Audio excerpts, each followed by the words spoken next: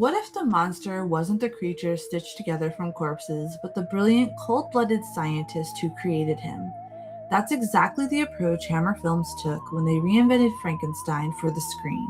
Between 1957 and 1974, they made 7 films that shifted the focus away from the tragic monster that we know, and squarely onto Baron Victor Frankenstein himself, which I think was a great choice. Peter Cushing played Frankenstein 6 times.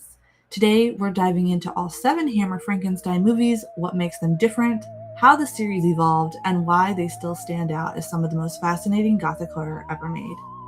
The lights, mercy's here for chills tonight. Ghosts, gore, and creepy stats. Time for mercy's horror chit-chats.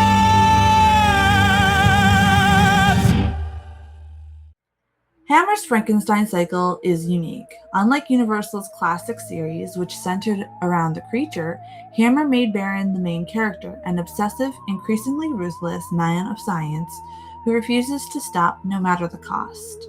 The films are The Curse of Frankenstein, The Revenge of Frankenstein, The Evil of Frankenstein, Frankenstein Created Woman, Frankenstein Must Be Destroyed, The Horror of Frankenstein, and Frankenstein and the Monster from Hell. 6 of them star Peter Cushing, 1 does not. Let's break them down. It all begins in 1957 with The Curse of Frankenstein. This was Hammer's first color gothic horror, and the film that launched their golden age. It was made on a modest budget of around 65,000 euros. It became a huge commercial success and proved that audiences were very hungry for this style of horror. Peter Cushing plays Baron Victor Frankenstein as a cold, calculating genius. Christopher Lee appears as the creature, but if you look closely, there's no flat head or neck bolts or anything that we're used to. Hammer deliberately designed a completely different look to avoid legal trouble with Universal. Makeup artist Phil Leakey created it last minute using cotton and household materials. How cool is that? This is also the film where Cushing and Lee first worked together and started their lifelong friendship. Just 1 year later came the direct sequel, The Revenge of Frankenstein. The Baron escapes the guillotine with help from a loyal dwarf assistant and starts over under a new identity. This time, the experiment involves a brain transplant into a new body, and the results are messy, tragic, and very Hammer. It's a smart continuation that keeps the focus on Frankenstein's ambition rather than simply repeating the first film, and I honestly think that this is one of the strongest sequels that I have seen when, they try to make like a bunch of films together. This one stands out pretty well. I enjoy it. After a long gap in 1964, we get The Evil of Frankenstein. Here, the Baron returns to his old castle and discovers his previous creature preserved in ice. He teams up with a hypnotist to control it, which of course goes terribly wrong. This entry has slightly more universal flavored look for the monster, and you'll notice that if you go to watch this one. And that is because of a distribution deal at the time that they had. It's often considered one of the weaker films in the series, and I agree with that, but it also has that classic Hammer atmosphere that we love, and it is still worth a watch, even though it is one of the weaker ones in the series. Things get more interesting with 1967's Frankenstein Created Woman. This is one of the most original entries. The Baron transfers the soul of a wrongfully executed young man into the body of his lover after she dies by self-deletion. The result is a story of revenge, identity, and justice with a strong performance from Susan Denberg. It's a clever twist that shows Hammer was willing to experiment beyond the usual build-a-monster formula. Many fans consider 1969's Frankenstein Must Be Destroyed the peak of the series. Peter Cushing's Baron is at his most ruthless and manipulative here, blackmailing a young couple, performing a forced brain transplant, and crossing every moral line.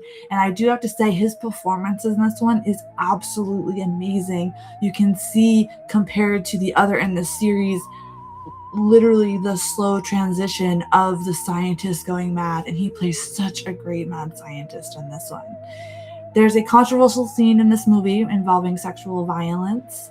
that was added against the wishes of Cushing, the director, and the co-star. It's very uncomfortable, but it does show how far the character and the studio had pushed by the late 60s. Freddie Jones is excellent as the tragic victim of the experiment. This one is a little bit hefty and on the darker side, so if that's not your cup of tea, I highly don't suggest this one, but it is a good installment, because you are dealing with a mad scientist, and this is where he definitely pushes moral boundaries. Now we're getting to the odd man out, 1970s The Horror of Frankenstein. This was an attempt at a soft reboot with a younger cast. Ralph Bates plays a younger, more arrogant Victor Frankenstein, and the tone is lighter and slightly comedic in places. Peter Cushing is completely absent. Most fans rank this as the weakest of the 7, and I agree, but it's still an interesting curiosity in the series.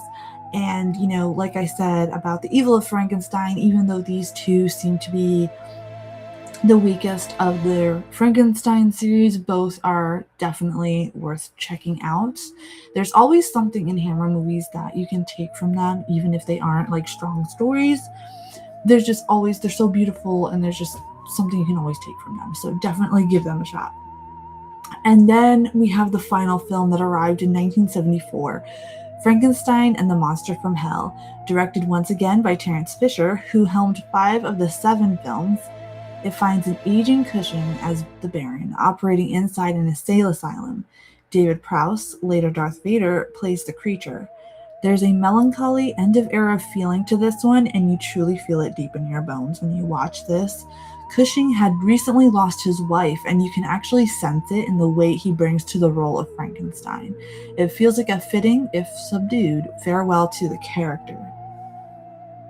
Across these 7 films, the real horror isn't the patchwork creatures, it's the Baron's complete lack of empathy.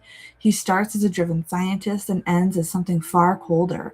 Hammer used color, blood, and a distinctly British restraint to create a version of Frankenstein that felt more modern in the 1950s and still holds up today. This series also helped make Peter Cushing an international horror icon. His meticulous preparation, including studying real surgical techniques, gave the character a chilling intelligence that elevated every film he appeared in. So, my friends, these are the 7 Hammer Frankenstein films, a fascinating, uneven, but deeply influential cycle that put the mad scientist front and center.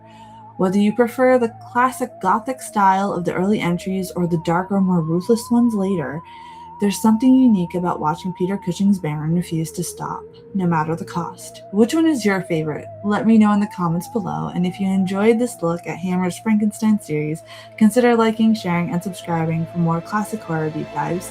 Thanks for watching, stay spooky, and as always, have a potato.